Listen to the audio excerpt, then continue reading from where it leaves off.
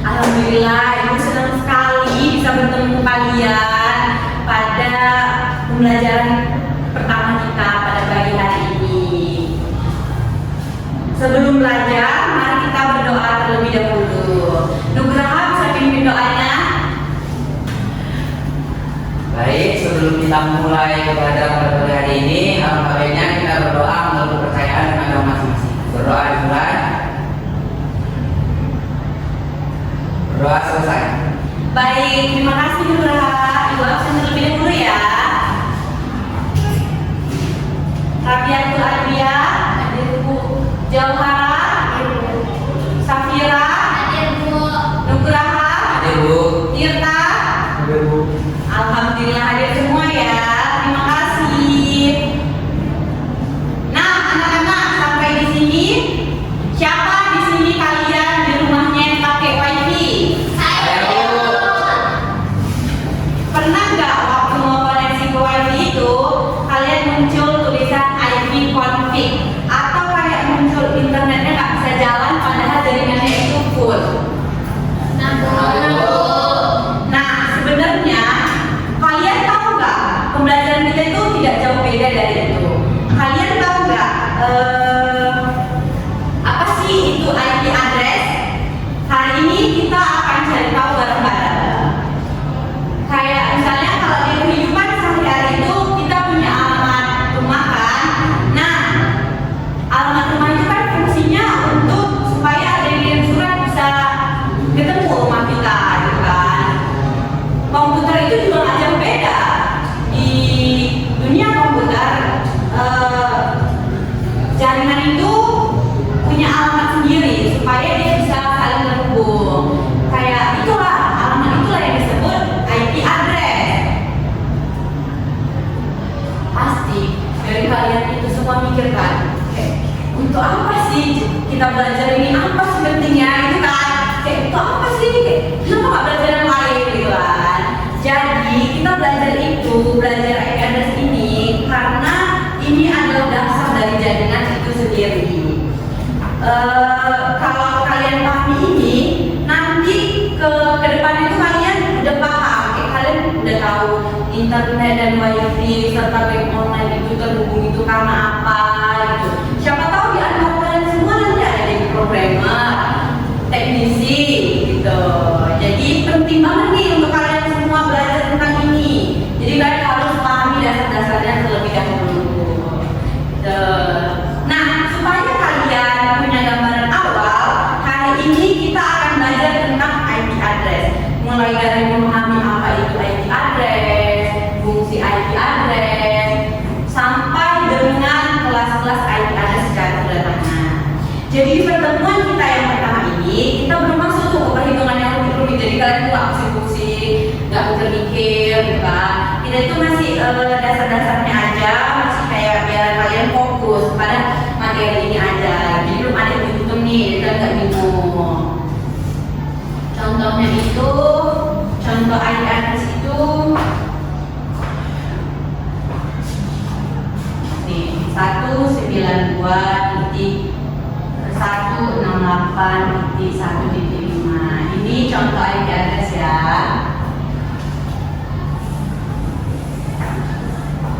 Nah, angka-angka inilah yang menunjukkan alamat jaringan. Ada yang tahu nggak? Ada yang tahu nggak? Kenapa sih alamat komputer itu berbeda-beda? Tahu Bu, biar nggak sama Rabiatul, biar nggak sama Bu. Pinter banget. Jadi alamat itu nggak bisa sama karena kalau datanya sama yang dikirim itu bingung dong. Ini mau dikirim kemana? Kok alamatnya sama gitu? Itulah yang disebut IP config.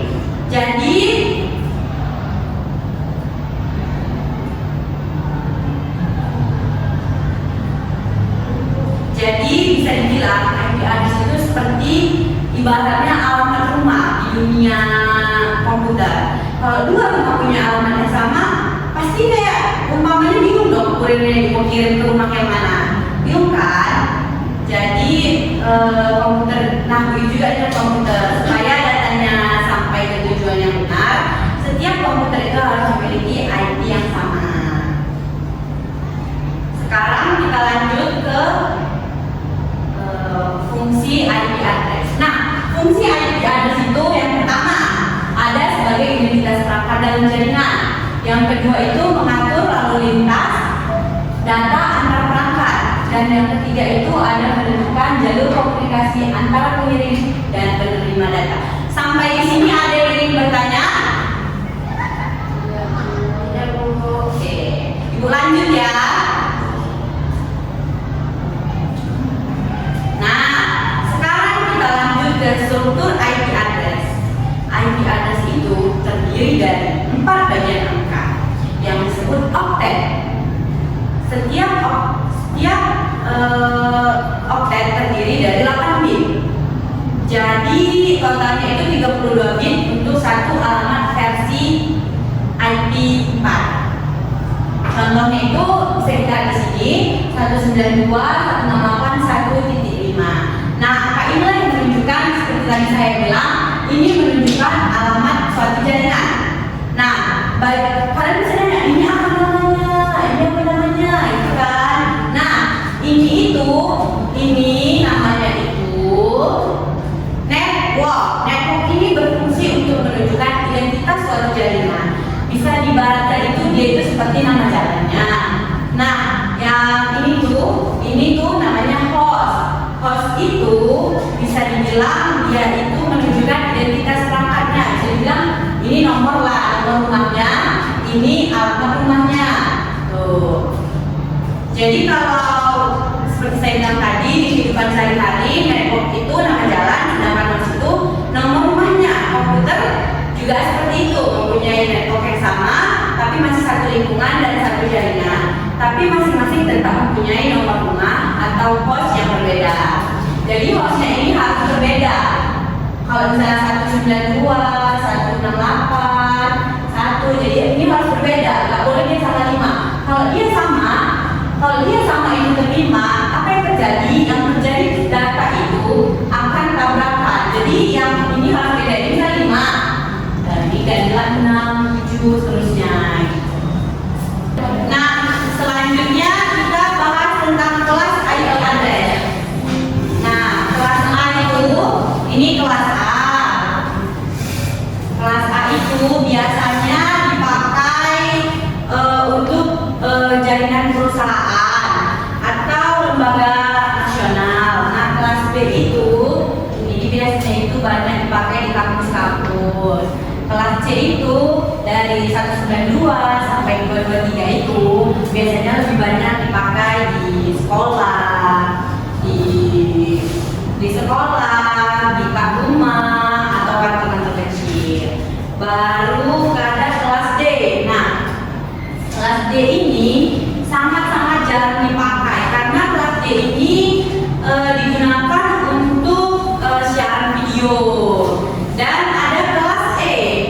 Ini kelas E juga sangat jarang dipakai. Kelas E ini dipakai hanya untuk kayak penelitian atau eksperimen. Jadi jaringan yang ini tidak dipergunakan atau tidak dipublikkan gitu, hanya untuk eksperimen atau penelitian. Seperti itu.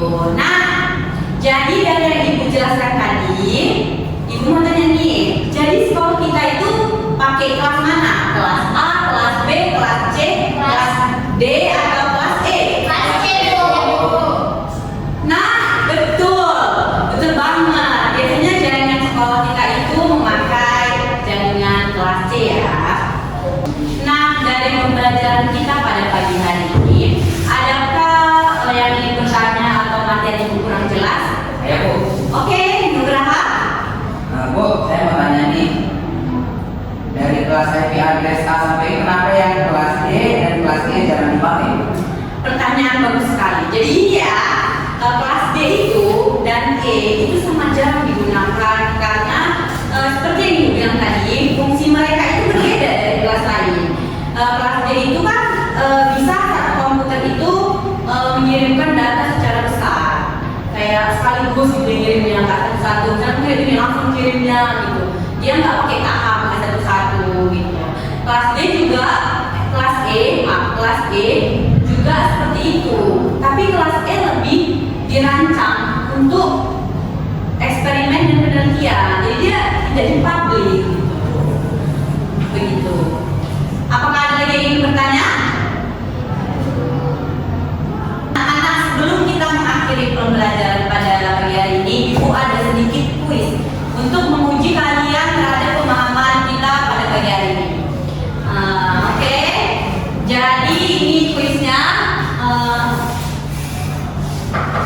Silakan angkat tangan bagi yang ingin mau menjawab pertanyaan kuisnya. Bu, Safira. saya mau menjawab nomor 1, Bu. Oke. Apa jawabannya, Safira? Yang B, 255.255.255.0. Wah, kamu sangat paham ya, Safira, pada materi ini. Oke, selanjutnya siapa? Oke, Jautara. Saya mau nomor 2, Bu. Oke. Ya, jawabannya?